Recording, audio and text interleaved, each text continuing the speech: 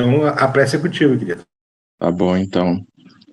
Então, nós vamos elevar os nossos pensamentos a Deus e a Jesus nesse instante e agradecer a Ele a oportunidade de termos esse recurso, né, para podermos estudar o Evangelho de Jesus e podermos compreender com mais precisão a palavra do Cristo para que ela cada vez mais se estabeleça nos nossos corações, para que no nosso dia a dia, no nosso cotidiano, nós possamos nos tornar melhores espiritualmente, construindo a nossa trajetória de evolução, de retorno ao Jesus, nosso mestre e amigo.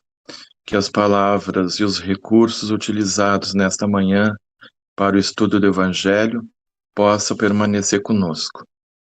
Pedimos, Jesus, que as vibrações deste estudo, juntamente com o mundo espiritual, possam atender também a todos os nossos irmãos necessitados de vibrações espirituais e de recursos materiais possam ser atendidos, principalmente, Jesus, aqueles que se encontram nos hospitais, enfrentando este vírus, o Covid-19, e aqueles que tiveram que retornar ao mundo espiritual também possam receber nesse instante as vibrações de Jesus, as nossas vibrações de muita paz e muito amor.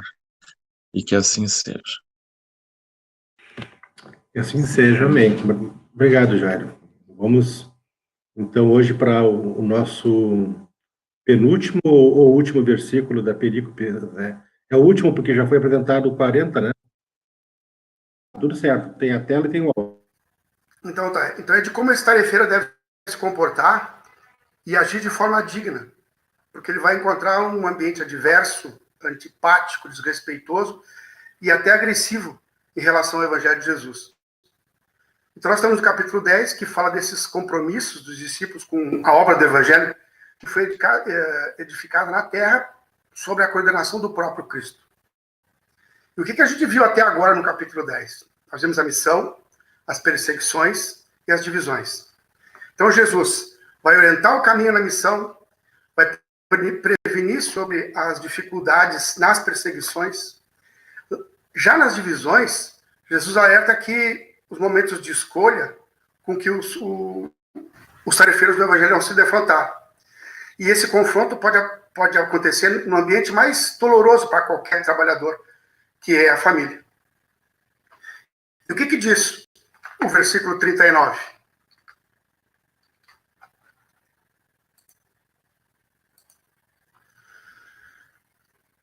Aquele que tiver encontrado a sua vida, a perderá. E aquele que tiver perdido a sua vida por minha causa, a encontrará. Esse versículo está contido dentro de um discurso de Jesus que se situa num contexto predominantemente judaico e que a tradição rabínica, né, chamava de machal, é igual a parábola. Parábola provém de uma palavra grega chamada parábole, que é uma palavra composta e significa literalmente colocar de lado.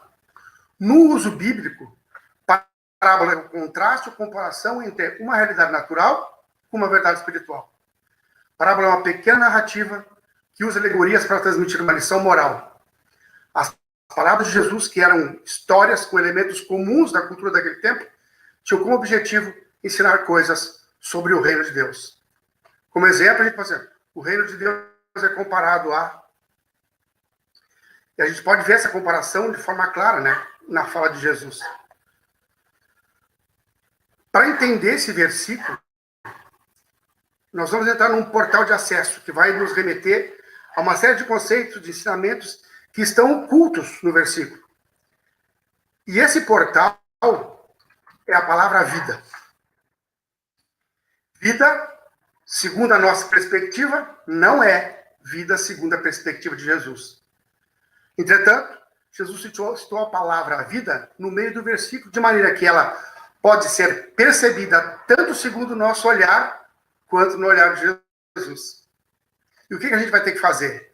Colocar de lado o nosso ponto de vista em relação à vida e conceber vida na perspectiva de Jesus e das esferas superiores. Nós vamos penetrar na percepção de Jesus em relação ao fenômeno vida. E aqui a gente tem dois pontos de vista, o nosso e o de Jesus. Quem tem uma visão mais clara de um vale, quando a gente se encontra num vale? Quem está no topo ou quem está no fundo desse vale? Quem está no fundo do vale, a visão é muito limitada, muito estreita. Não se tem muita percepção do que está acontecendo. Em compensação, se estiver no topo desse vale, a gente tem uma visão ampla, clara, objetiva de tudo que está ao nosso derredor.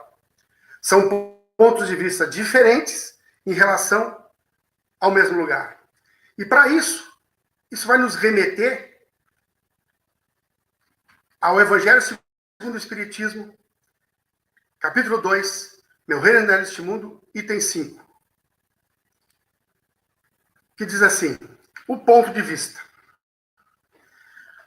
A ideia clara e precisa que se faça da vida futura proporciona inabalável fé no porvir.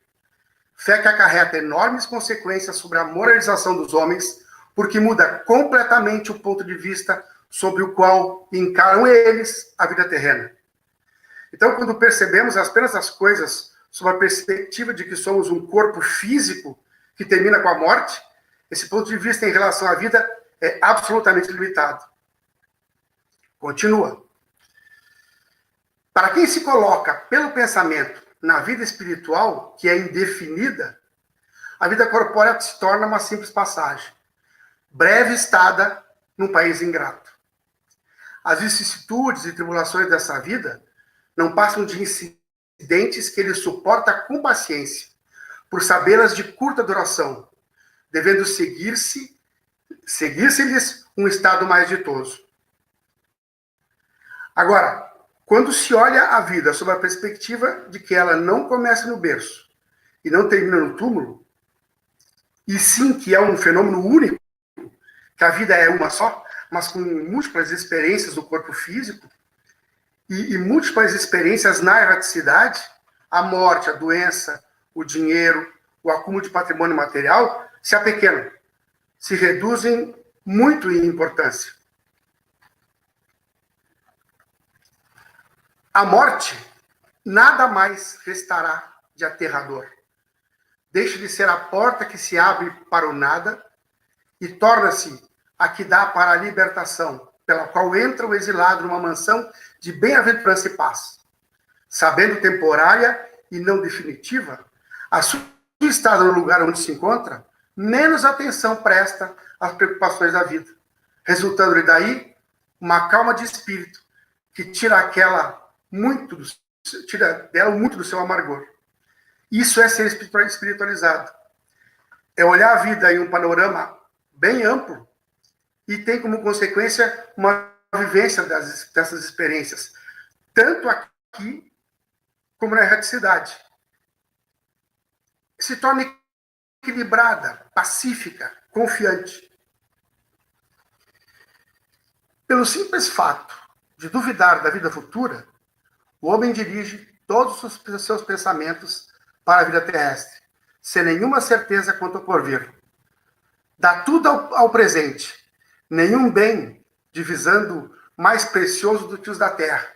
Torna-se qual a criança que nada mais vê além dos seus brinquedos.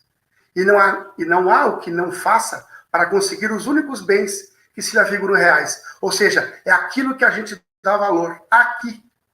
Não se consegue, quando a gente não percebe que existe, que a vida é uma só, que o que acontece são experiências que vão acontecendo ao longo de uma existência de vida de um espírito imortal, e a gente não tem essa visão, a gente se agarra com aquilo que ele tem. Bom, como vai terminar logo em seguida, eu vou aproveitar tudo que a vida material pode me oferecer. Então, assim, a perda do menor deles lhe ocasiona causticante pesar. Um engano, uma decepção, uma ambição insatisfeita, uma injustiça de que seja vítima, o orgulho ou a vaidade feridos são outros tantos tormentos, que se transformam a existência numa perene angústia, infligindo-se ele, desse modo, a si própria, verdadeira tortura de todos os instantes. Essa visão, gente, de que a vida no corpo é uma só e finda com a morte, sem uma perspectiva de continuidade, e que a coisa que importa é só o agora. E que sentimentos se evidenciam nessa perspectiva em relação da vida. O egoísmo, a vaidade, o orgulho, a culpa. As dificuldades e os percalços dessa caminhada viram um tormento.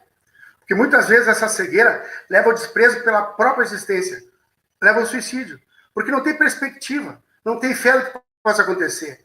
Eu tirar a minha vida ou não vai fazer a menor diferença. Eu sou o dono da minha vida, eu sou o dono do meu corpo, eu faço o que eu quiser. Esse é o pensamento. E são esses sentimentos que nos atrapalham e atrasam a elevação espiritual, a subida ao topo do monte. Olha só que coisa interessante. Filipe chegou para Jesus certo dia e disse: Senhor, tem uma coisa errada nessa coisa de evangelho. Jesus falou: o que tem de errado? Ele é muita luz. O povo não tem como enxergar isso. Você não tem como subir esse monte. E aí Jesus responde, pensa assim: bom, já que o problema é subir o monte, tu vai subir o monte comigo. Então, o que nos atrapalha essa elevação, a subida do monte, não é a notícia de um câncer, não é o Covid-19. O que nos atrapalha são as pequenas dificuldades do dia a dia, principalmente dentro da nossa casa. São aquelas coisas que nos incomodam, que nos tiram do eixo, que nos atrapalham essa caminhada. Se alguém tiver alguma coisa para falar, por favor, se apresente. Continuando, colocando o ponto de vista de onde se considera a vida corpórea, no lugar mesmo que ela aí se encontra, vastas proporções assume tudo que o rodeia. O mal que o atinja, como o bem que toque os outros, grande importância adquire aos seus olhos. Aquele que se acha no interior de uma cidade, tudo lhe parece grande. Assim os homens que ocupem as altas posições, como os monumentos. Tudo que acontece para nós e para os outros se apresenta aos nossos olhos, com contorno de uma grandeza que, na verdade, não tem. As dificuldades ficam intransponíveis. As falsas profecias viram verdades, e seus supostos profetas viram divindades. Continuando. Suba ele, porém, uma montanha, e logo bem pequenos lhe parecerão homens e coisas. É o que sucede ao que encara a vida terrestre do ponto de vista da vida futura.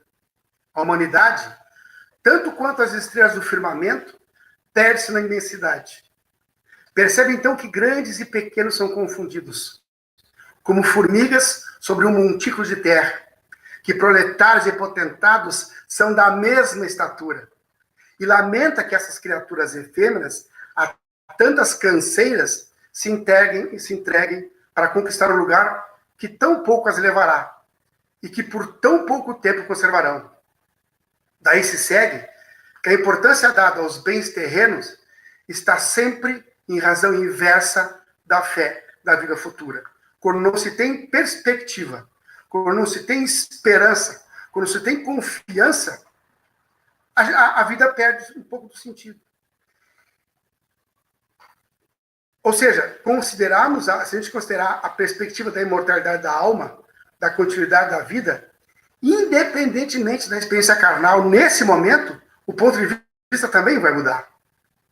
Porque a certeza de que as coisas do mundo são passageiras e são transitórias traz confiança, traz esperança, traz responsabilidade com a gente e com os outros, e acorda sentimentos proveitosos e inspiradores que estavam entorpecidos no nosso coração. E aí a gente vai para o livro Harmonização. O título do capítulo é Vida Estreita, página 11 e 12. Ele começa com o versículo 8, com o capítulo 8, versículo 35 de Marcos. Porque qualquer que quiser salvar a sua vida, perdê-la-á. Mas qualquer que perder a sua vida por amor de mim e do Evangelho, esse se salvará. E esse texto diz assim: para que possamos entender a grandeza oculta do ensinamento do Cristo, é imprescindível considerações especiais no ciclo de nossa própria individualidade. Já pensaste relativamente à propriedade legítima da vida? Pertenciam de fato os patrimônios materiais, as paisagens exteriores, o teu próprio corpo? Ou seja, nada, nós não temos, na verdade, nós não temos certificado de propriedade de nada. Nós temos a posse. E essa posse tem que ser responsável para tudo. Tudo tem que ser tratado com responsabilidade. Tudo tem que ser tratado do ponto de vista do topo do monte. Quem tem muito dinheiro, que faça bom proveito dele, e para aqueles que não têm.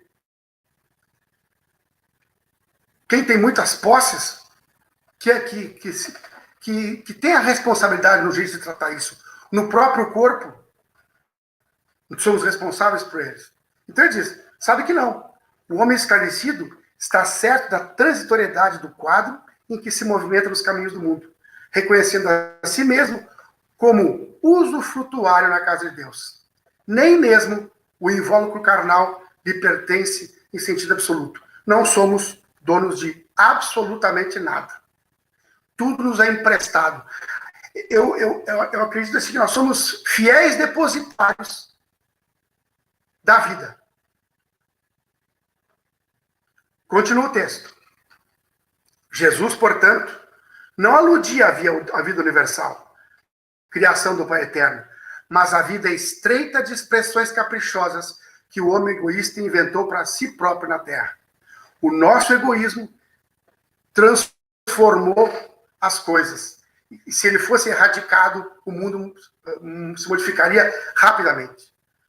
Tanto assim que o mestre se refere à sua vida e não à nossa vida. Enquanto a criatura deseja salvar caprichos criminosos, perderá a oportunidade de elevar-se aos domínios da sublimação espiritual. É como eu falei, o que nos atrapalha a caminhada na subida são as pequenas coisas, é o que nos atrasa. Porque depois a gente tem que estar refazendo, reestruturando o que a gente acabou destruindo. Quase sempre edificamos criações menos dignas no processo evolutivo e erigimos barreiras entre nós e a aspiração superior. A mensagem divina flui incessantemente para os nossos corações, mas numerosos companheiros estão procurando defender certas construções indesejáveis no caminho da viciação, do dinheiro, da sexualidade. As sensações do mundo, apenas sensações, fugazes, passageiras. Né? Todavia, enquanto perdure semelhante atitude mental, é impossível que o homem se identifique com a plenitude da vida eterna. Essa visão estreita, essa visão limitada, essa visão materialista, exacerbada, não nos deixa enxergar, não nos deixa mudar o ponto de vista em relação à vida. Estará comprando objetos materiais e vendendo-os nos mercados inferiores, amarrando o coração para desamarrá-lo depois em grandes padecimentos na esfera das afeições desviadas. Ou seja, tudo que se faz tem uma consequência, para o bem ou para o mal. Se a gente estabelece como nosso projeto de vida as questões apenas materiais, não tem muito sentido. A vida não tem muita importância. Porque assim, ela vai terminar logo em seguida, vamos acumular o que der. E é isso.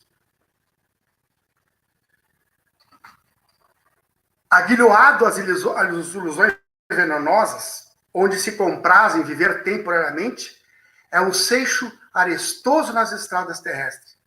Mas quando delibera afeiçoar-se à consciência universalista de Jesus, o homem é a estrela que conquistou as vastidões do céu.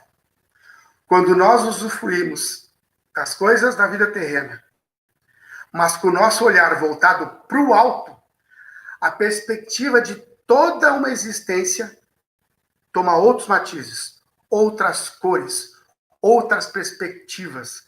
A gente amplia o nosso olhar. Saímos da posição horizontal e passamos à posição vertical. O que o Emmanuel está nos dizendo aqui? Escolham o que vocês querem ser. Tudo que acontece na nossa vida são nossas escolhas. Nós escolhemos, nós permitimos, ou melhor, nós devemos permitir que o nosso coração amplie essa visão. Para isso, tem que querer. No livro Paulo Estevão, segunda parte, capítulo 6, as epístolas, Paulo já está lá preso no Sinédrio, porque quem escolheu morrer ali foi Paulo. O algoz pensava que a escolha era dele, mas na verdade não era. A escolha era do Paulo. A perspectiva da vida naquele momento era do ponto de vista de Paulo. A escolha era dele. E diz assim: Paulo tinha o rosto a sangrar, a túnica em frangalhos, mas com surpresa e paz nos gerais, revelava no olhar, ao contrário de outros tempos, em circunstâncias dessa natureza, uma grande tranquilidade fraternal, dando a entender que compreendia e perdoava os agravos da ignorância. Supondo-se em posição vantajosa, o sumo sacerdote acentuou em tom arrogante: devias morrer como teu mestre, numa cruz desprezível, desertor das tradições sagradas da pátria e blasfêmio criminoso. Não te bastam, por justo castigo, os sofrimentos que começas a experimentar entre os legítimos filhos de Israel? O apóstolo, no entanto, longe de acovardar-se, replicou tranquilamente: juiz apressado vosso, não mereço a cruz do Redentor, porque a sua auréola é gloriosa demais para mim. Entretanto, os martírios todos do mundo seriam justos, aplicados ao pecador que sou.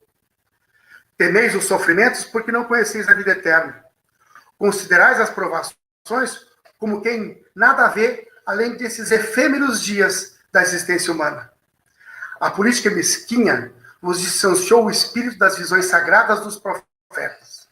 Os cristãos, sabei-o, conhecem outra vida espiritual. Suas esperanças não repousam em triunfos mendazes que vão apodrecer com o corpo no sepulcro. A vida não é isso que vemos na banalidade de todos os dias terrestres. É antes a afirmação de imortalidade gloriosa com Jesus Cristo. Paulo fez a escolha. Paulo decidiu. Paulo resolveu subir o monte. Lá no último capítulo de Paulo Estevão... Zé, só um pouquinho que a Cris está com a mãozinha levantada ali. Já tu continua, tá? Vamos lá. Não tem problema. O que eu queria dizer, Zé, eu levantei a minha mão quando tu terminou a outra parte, que eu lembrei de uma palestra online que eu vi, ou sei lá, uma live do Haroldo, agora mesmo depois do nosso distanciamento social, que ele estava falando da experiência dele como juiz e de que ele, há bastante tempo já, ele se deu conta de que, eu não sei se ele é juiz da infância e juventude, alguma coisa assim, mas ele falou, ou se ele já foi, mas ele falou em menores infratores, que ele começou a observar que os adolescentes que chegavam na mão dele, nenhum deles tinha muita perspectiva de vida, sabe? Eu acredito que isso é bem importante pontuar, porque ele começou a notar que muitos deles, o pai tinha saído de casa, ou o pai estava preso fazia anos que o filho não via. a mãe, quando a mãe ajudava ou estava por ali, como é que eu vou dizer, a relação maternal ela era um pouco estranha, assim. Então, esses adolescentes, eles não tinham um objetivo, eles não conseguiam enxergar o futuro. E aí, então, eles achavam que não tinham nada a perder, sabe? Então, eu vejo que tu colocou no início dessa questão de se ter um objetivo, né? Agora, com essa questão de pandemia, conversando com alguns alunos, assim, da graduação, a gente vê a dificuldade deles darem continuidade nas disciplinas que estão sendo mantidas pela internet, porque eles não conseguem enxergar, porque a gente não tem o que dizer também, mas não consegue enxergar se o semestre vai terminar, quando que o semestre vai terminar. Então, o que eu vejo?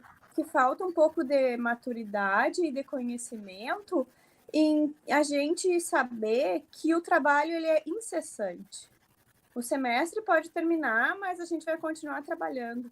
Então, da mesma maneira, esta nossa vida, ela pode terminar como a gente conhece essa vida carnal, mas o trabalho, ele é continuado. E eu acredito que quando a gente consegue se dar conta dessas questões, eu falo no meu caso, eu acredito que a gente acaba acalmando, sabe? Tu perde um pouco daquela ansiedade, porque eu acho que mais é a ansiedade para passar de fase, né? Como as crianças no videogame.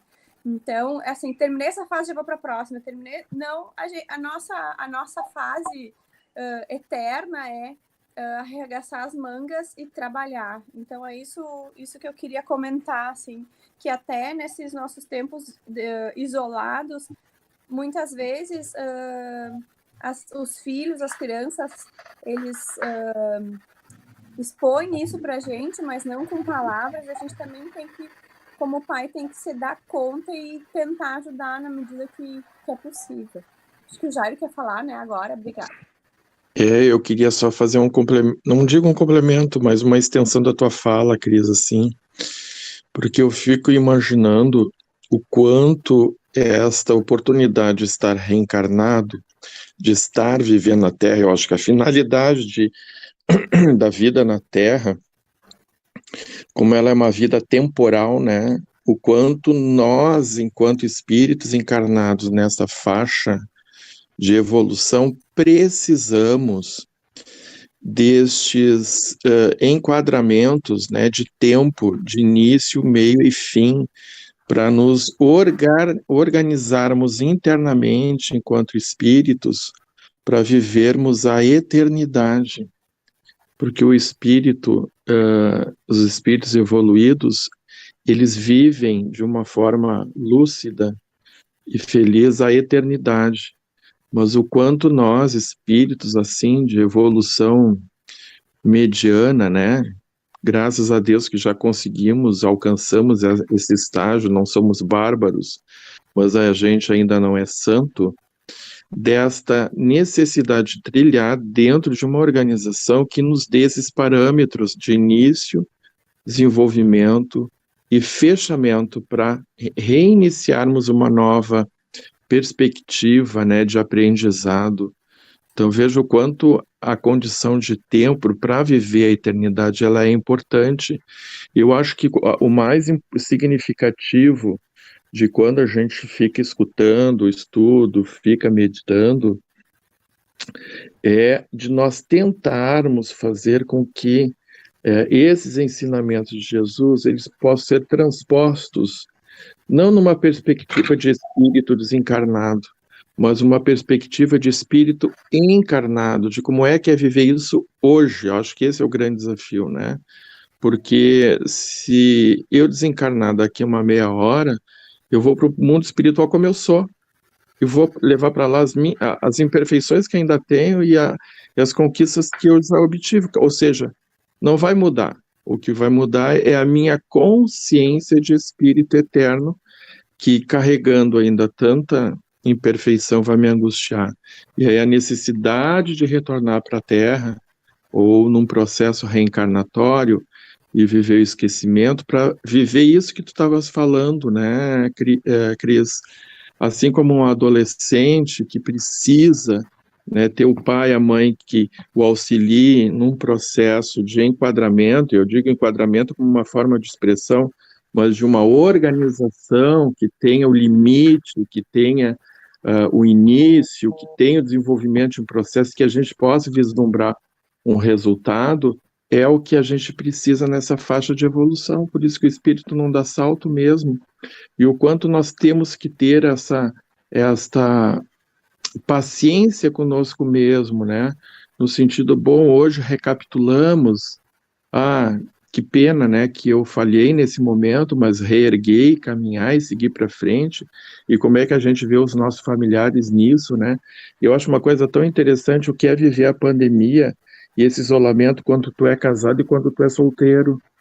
Porque as angústias de estar sozinho é diferente das angústias de conviver com as dificuldades do outro, né? Então, tudo se torna um aprendizado. Mas é para nossa reflexão. Obrigado, Jairo. Eu queria fazer um comentário também, é bem pertinente a isso, né? Quando Paulo apresenta essa perspectiva espiritual, né? E isso ele faz sempre que ele vai ser punido. O livro Paulo Estevam tem isso o tempo todo, inclusive no momento que ele vai desencarnar, né? Ele está sempre mostrando essa perspectiva espiritual. E aproveitando a fala do Jairo e da Cris, isso é uma lição para nós pais, né? Nós temos que apresentar para os filhos os melhores acessos às escolas, às informações, a sua formação cultural, intelectual, isso tudo é pertinente. Mas nós não podemos esquecer de apresentar aos filhos a realidade do mundo espiritual. Ao mudar essa perspectiva do berço ao túmulo, né? Porque para muitos vida é tudo que tu faz do berço ao túmulo, né? E tudo fica centrado nisso. E como nós estamos no corpo físico, os nossos sentidos ficam voltados somente para as questões do corpo físico. Mas nós temos que lembrar que mesmo que se a Terra fosse destruída por um raio solar lá, se desprendesse do Sol um raio específico lá, né, uma radiação, e que explodisse a Terra toda, nós não podemos esquecer que só o que acabaria era o mundo material, que o mundo espiritual continuaria, né? Iríamos nos vincular a outro orbe, a outro processo, mas o mundo espiritual, ele nunca acaba. E é essa perspectiva que nós temos que dilatar nas nossas compreensões, nos nossos estudos, na nossa posição humana, e não nos comportarmos somente como humanos, e nem passar para os filhos, né, que somente esse espaço de tempo pequeno e rápido, eu já estou com 53 anos, passou rápido, né? É um espaço de tempo muito pequeno em que nós temos que ampliar a nossa posição, a nossa condição de entendimento do que é a vida, né, no sentido espiritual. Toca a ficha.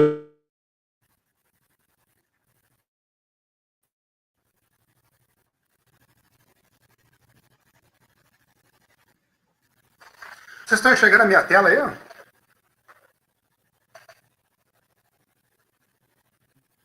Eu estou. Bom, então, no último capítulo de Paulo e Estevão, ao encontro do mestre, Paulo está na frente do algoz para ser decapitado, e o algoz de Paulo está com tanto medo que não consegue decapitá-lo num golpe só. E Paulo fica um pouco mais no corpo físico sofrendo com a situação. Isso nos obriga a valorizar a fala de Paulo com o seu algoz. Diz assim, Paulo: não julgueis que vossa espada possa eliminar na vida. De vez que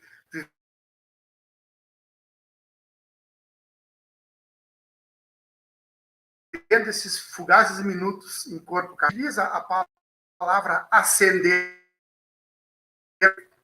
às esferas superiores. Ele usa a palavra penetrar. Emmanuel não está falando de deslocamento vibratório de perispírito em processo de ascensão a outras esferas. Isso é a consequência. O que Emmanuel está falando é do processo de interiorização daquilo que é imperecível. A luz interior. O tabernáculo da vida eterna fixado no coração. E continua Paulo Estevão. A patrulha sinistra, estarrecida do assombro, daquela energia moral no momento supremo, era de molde a abalar os mais fortes. Percebendo a surpresa geral e cioso de seu mandato, o chefe da escolta tomou a iniciativa do sacrifício. Os demais companheiros pareciam desorientados, nervosos, trêmulos. O inflexível preposto de Tigelino, porém, ordenou ao prisioneiro que desse 20 passos à frente. Paulo de Tarso caminhou serenamente. Embora no íntimo se recomendasse a Jesus, compreendendo a necessidade de amparo espiritual para o testemunho supremo.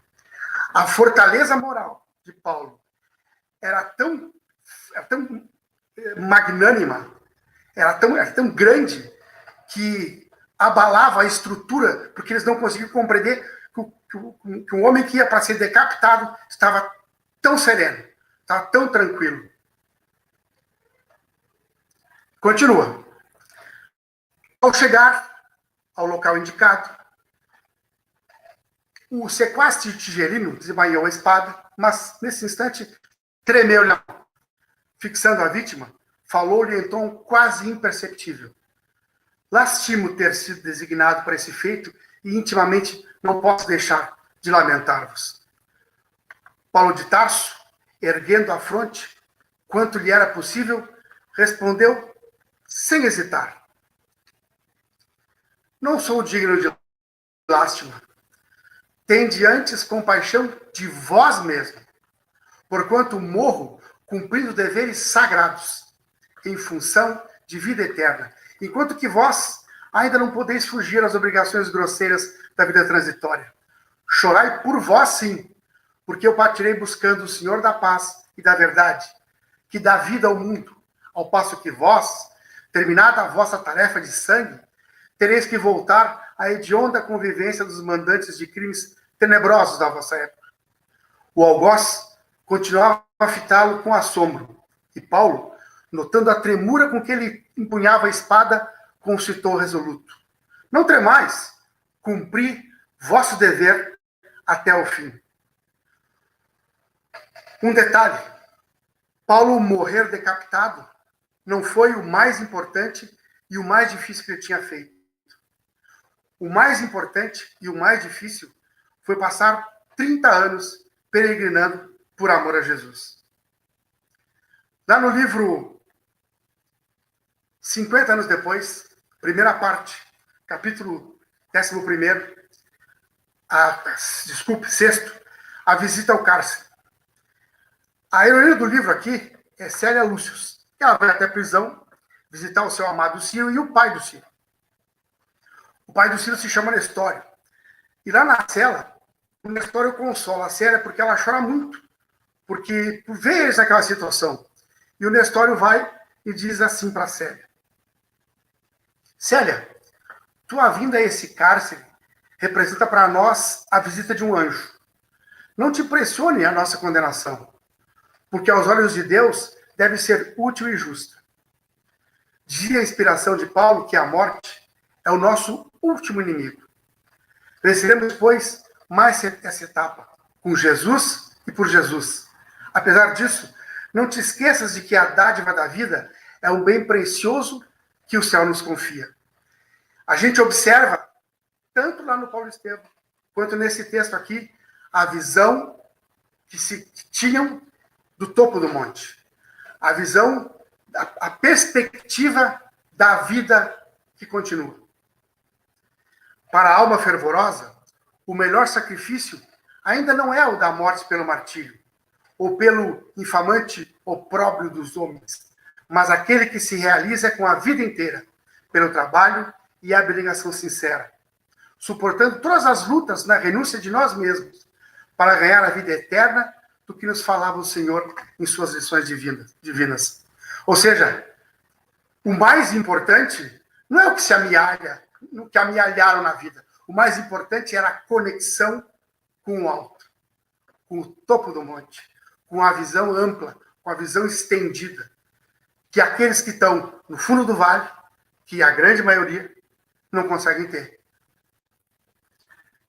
Para finalizar, lá no livro, capítulo 3, título Testemunhos de Fé. Aqui a gente precisa chamar atenção para um detalhe.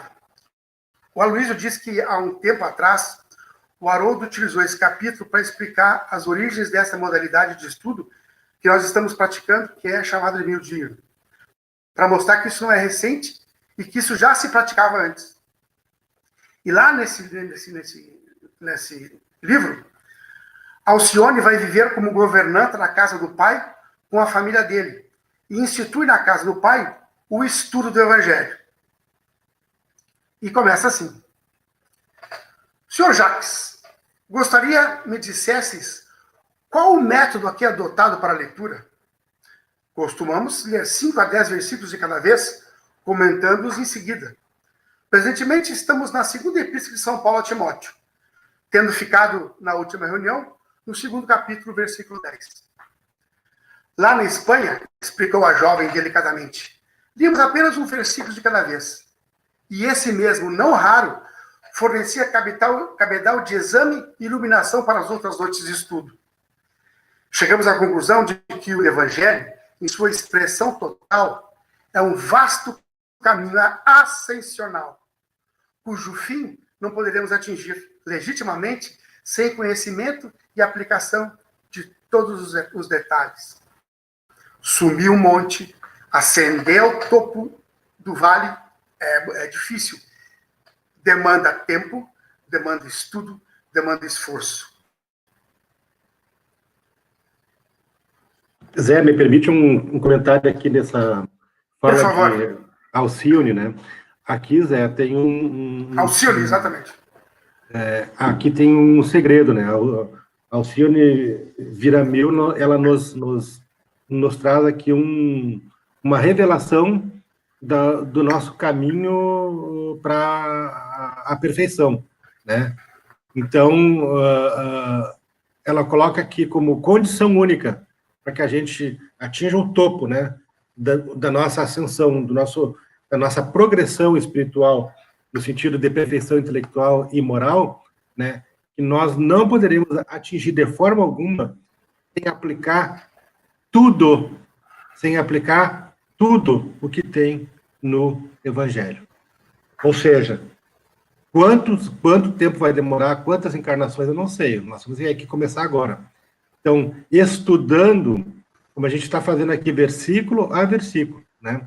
Incorporando isso na nossa vida, nós estamos trilhando um caminho ascensional.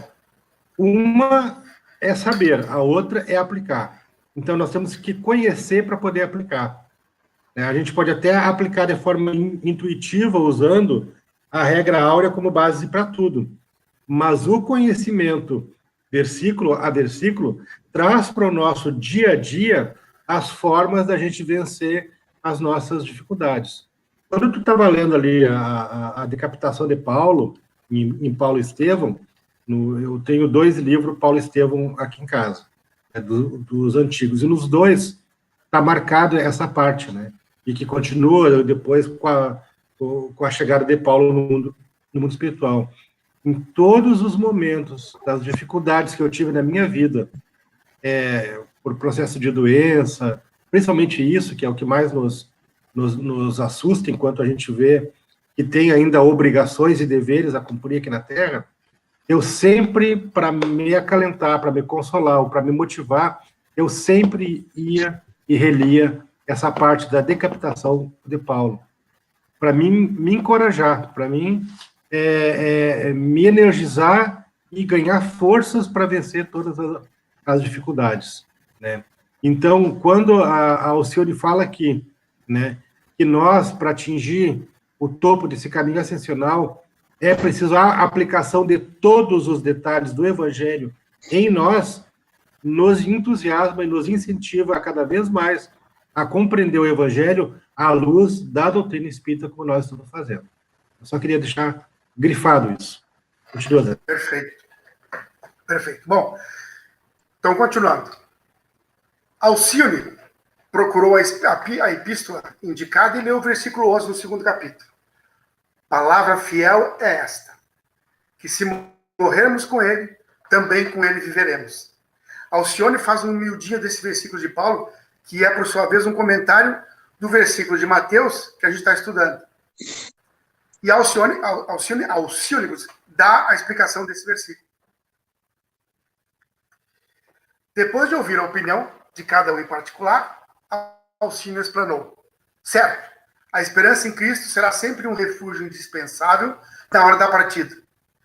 Mas a advertência apostólica nos convoca a ilações mais graves. Lembremos dos perversos que aceitam Jesus na hora extrema. Muita gente, portadora de crimes inomináveis, faz ato de fé no leito de morte. Enquanto tem saúde e mocidade, vivem ao léu, entre caprichos e desregramentos. Mas tanto que o corpo quebrantado lhes dá ideias de morte, alarmam-se e desfazem-se em rogativas a Deus. Essa é a legítima história do só lembra de Deus quando troveja, né? Quando a situação está ficando difícil. E continua Alcione. Penso, porém, que a assertiva de Paulo não se refere ao termo da vida corporal, fenômeno natural e apanágio de justos e de injustos, de piedosos e de ímpios. Bafejado pela divina inspiração, o amigo do gentilíssimo aludiu, por certo, à morte da criatura velha que está dentro de todos nós. E a personalidade egoísta e má que trazemos conosco e precisamos combater a cada dia para que possamos viver em Cristo. Quando nós matamos dentro de nós um impulso menos digno, um capricho, uma deformidade moral, é a morte do homem velho. Porque aí a gente está permitindo que renasça um homem novo. E continua Alcione. A infância, a mocidade e a decrepitude, em seu aspecto de transitoriedade, não pode representar a vida.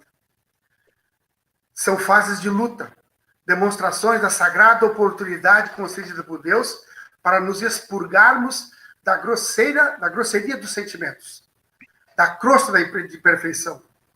Costuma-se dizer que a velhice é um ataúde de fantasias mortas. Mas isso apenas se verifica com os que não souberam ou não quiseram morrer com o Cristo para alcançar a fonte eterna da sua vida gloriosa. Daqueles que não quiseram matar no seu coração aquilo que não era edificante. E ela continua. Quem se valeu da possibilidade divina tão somente para cultivar ilusões balofas, não poderá encontrar mais que o fantasma de seus enganos caprichosos. A criatura, porém, que caminhou de olhos fixos em Jesus, em todos os pormenores da tarefa, essa, naturalmente, conquistou o segredo de viver triunfante acima de quaisquer circunstâncias adversas. Jesus palpita em seus atos, palavras e pensamentos. Seu coração, na pobreza ou na abastança, será como flor de luz aberta ao sinal da vida eterna. Quando a gente se enraiza nas questões materiais como as mais importantes, não se tem condição de abrir os nossos olhos, de ampliar os nossos horizontes. Quando a gente estuda o Evangelho, como a gente está estudando, a visão fica menos turva, menos limitada. Permite-se a gente deixar que esse olhar se amplie. E a gente começa a controlar as nossas próprias deformidades. A gente começa a controlar a nossa boca. A gente começa a controlar os nossos pensamentos. E por consequência, vai se controlar também as atitudes. E aí eu lembro agora aqui da caridade essencial. Pensar, falar e agir nos preceitos do Evangelho. Vamos ler o versículo de novo? Só que de uma forma um pouco mais diferente. Aquele que tiver encontrado a sua vida estreita dos ganhos, dos lucros, da materialidade exacerbada, que humilhou pessoas, do preconceito, do racismo, a perderá. E aquele que tiver perdido a sua vida, que não se importou com os ganhos materiais que enxergou o outro, que se portou com a sua dor, que procurou viver nos preceitos do Evangelho, por minha causa, a encontrará. Então, gente, a mim só resta agradecer o carinho e a atenção de todo mundo. Esse é o trabalho de hoje. E eu retorno a palavra para a coordenação. Muito obrigado. Excelente, Zé, excelente, né? Esse tema, a vida, né, foi o tema que nós utilizamos, né, para fazer o nosso primeiro encontro do DNEPS, né, ao qual nós fomos convidados para abordar. E essa forma como o Zé nos apresenta a vida hoje, nos lembrando de que somos espíritos e que nós temos que agir como espíritos, e como espíritos que somos ver a vida nesta perspectiva que o Zé apresenta hoje, né, de vida espiritual, modifica completamente a nossa ação.